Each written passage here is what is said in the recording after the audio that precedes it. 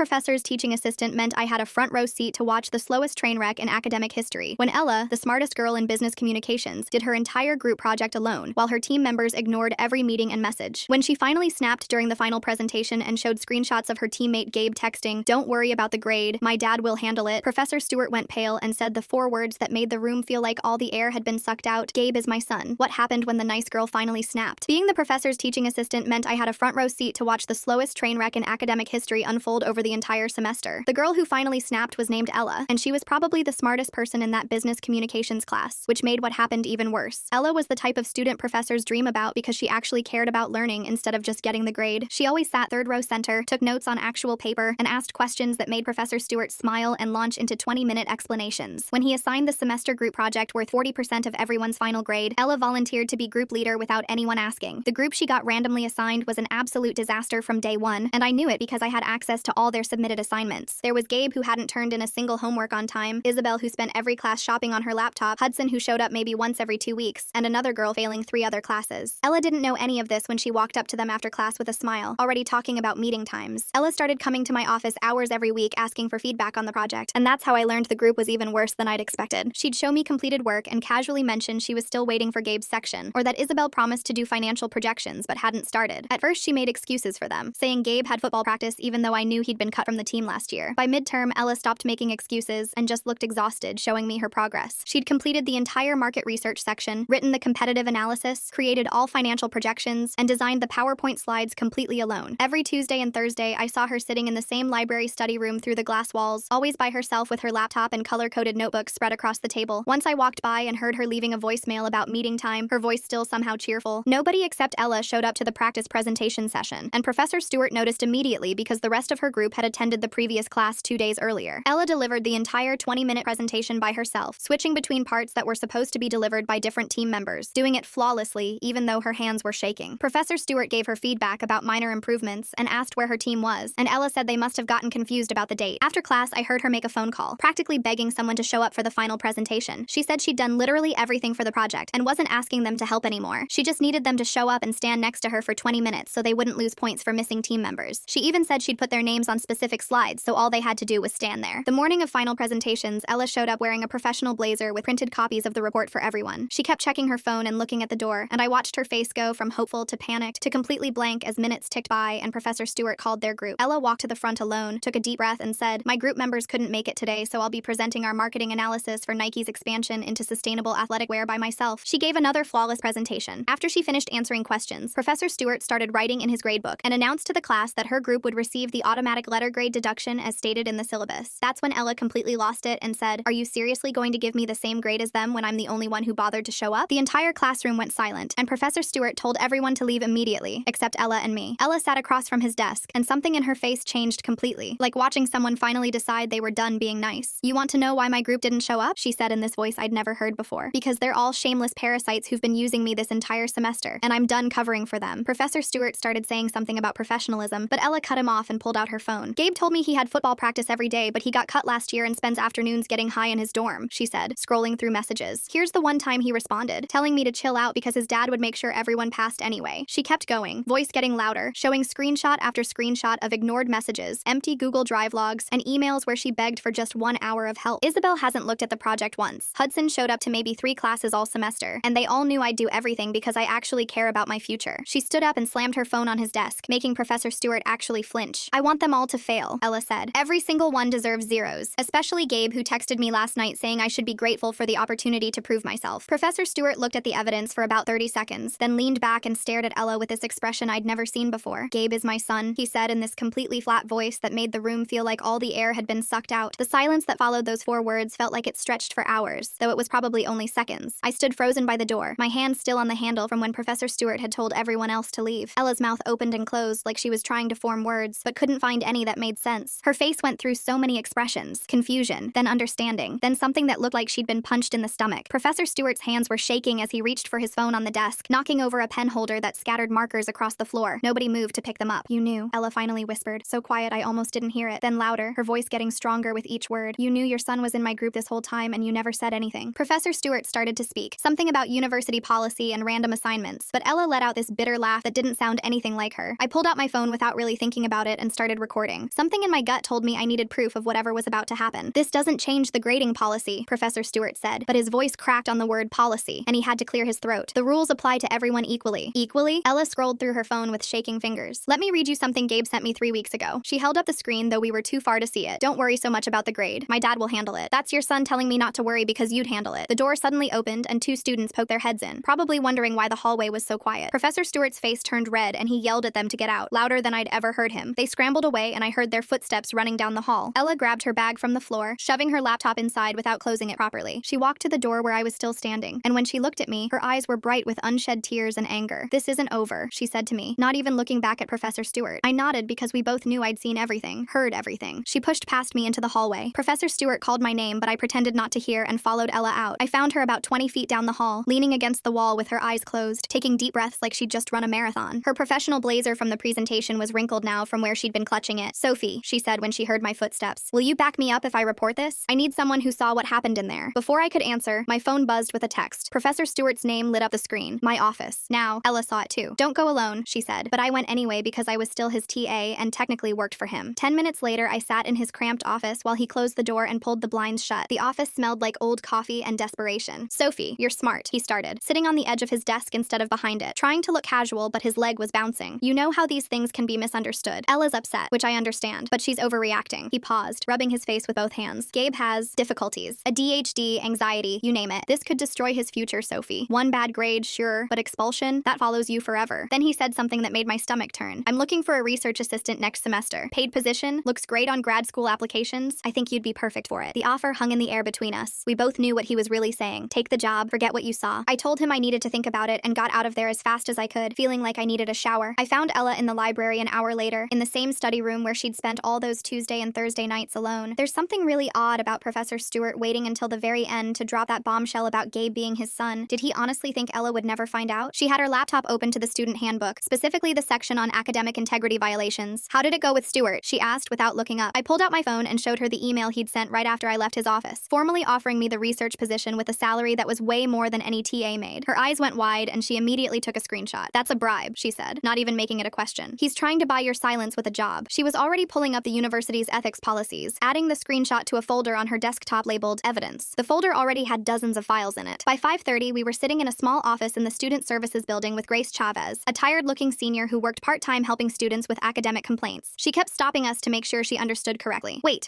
Grace said for the 3rd time, holding up her hand. Professor Stewart's son was in the group? His actual son? And he knew this the whole time? Gabe Stewart, Ella confirmed, showing her the class roster. Randomly assigned, supposedly. Grace leaned back in her chair and let out a long breath. This is big. This is really, really big. She picked up her phone. I need to call my supervisor. Don't go anywhere. That evening, around 8:30, my phone rang. It was Ella, and I could hear banging in the background. Gabe's at my door, she said, and I could hear the fear under her steady voice. He's drunk or something. He keeps yelling that I'm ruining everything. Through the phone, I heard Gabe's voice, muffled but angry. Open the door, Ella. We need to talk about this. You're destroying my dad's career over nothing. Don't open it, I told her, already grabbing my keys. Call campus security. I'm coming over. Already calling them on my other phone, she said. I'm recording this too. I stayed on the line while she dealt with security, hearing Gabe get escorted away, still yelling about how Ella didn't understand what she was doing to his family. By the next morning, the story had exploded across campus group chats. Someone in our class, turned out to be Aisha Weiss, had posted about seeing Gabe get removed from Ella's dorm by security. The story got more dramatic with each share. By noon, everyone was talking about the professor who tried to fail a student for exposing his son. Professor Stewart's morning class was half empty. I heard from another TA that he'd barely managed to teach, stumbling over his words and dismissing class 20 minutes early. That afternoon, Dean Nathan Shaw called us all into a conference room. Me, Ella, Professor Stewart, and a woman from the faculty union who sat next to him taking notes on everything. The room was too small for the tension in it. Let's be clear about why we're here, Dean Shaw started, but Professor Stewart's union representative interrupted. This meeting is procedurally irregular. My client hasn't been formally notified of any complaints. Your client tried to bribe a student employee, Ella said calmly, sliding a printed copy of the email across the table. After his son harassed me at my dorm last night. Professor Stewart's face went pale. The union rep started to speak again, but Dean Shaw held up his hand. Miss Snyder, please walk me through the semester, from the beginning. For the next hour, Ella laid out everything. Every ignored message, every empty group meeting, every time she'd asked for help. She had timestamps, screenshots, even security footage from the library showing her working alone week after week. I confirmed every detail I'd witnessed, my voice steady, even though my hands were sweating. 3 days later, Isabel and Hudson suddenly sent Ella emails claiming they had helped with the project and that she was lying about doing it alone. The emails arrived 4 minutes apart and used suspiciously similar wording. They can't even cheat right, Ella said, forwarding both to Grace with a single word. Really? The next day, Dean Shaw asked me to write out everything I'd witnessed. I sat in a quiet room for 3 hours, filling 12 pages with every detail I could remember. Seeing Ella alone in the library every week, the empty practice presentation, Professor Stewart's bribe attempt, my hand cramped from writing so much. By day 5, Professor Stewart was placed on administrative leave while they investigated. We got a substitute teacher who looked confused when the entire class went silent as Gabe walked in late. He slouched to a back corner seat, avoiding everyone's eyes. Ella sat in her usual spot, third row center, taking notes like nothing had changed. After class, Gabe cornered me by the vending machines. "You're destroying my dad's career over some stupid project," he said, getting close enough that I could smell energy drink on his breath. "You know that, right? 30 years of teaching, gone because you couldn't mind your own business." "I'm just telling the truth," I said, trying to step around him. He moved to block me. "The truth? The truth is that Ella's a control freak who wouldn't let anyone help." "Dude, stop." Dylan Bell appeared from nowhere, pulling Gabe back by his shoulder. "You're making it worse. You're literally proving their point right now." Gabe shrugged him off but backed away, muttering something about how we'd regret this. A week in, the review board scheduled a formal hearing. Ella threw herself into preparation with the same intensity she'd shown on the project. She bought a box of colored tabs and created a timeline of evidence that covered her entire desk. Every email was printed, every text screenshot organized by date, every piece of work she'd done categorized and labeled. Grace stopped by to check on her and whistled low. "I've been doing this for 2 years and I've never seen a student this prepared. I only get one shot at this," Ella said, not looking up from her filing system. The next day, something unexpected happened. Other students started coming forward with their own stories about Professor Stewart. Aisha Weiss showed emails where grades had been changed without explanation. A former student sent proof that his final exam score jumped 40 points after his parents donated to the department. "This is bigger than just my project," Ella said, reading through the messages people were sending her. "He's been doing this for years." The investigation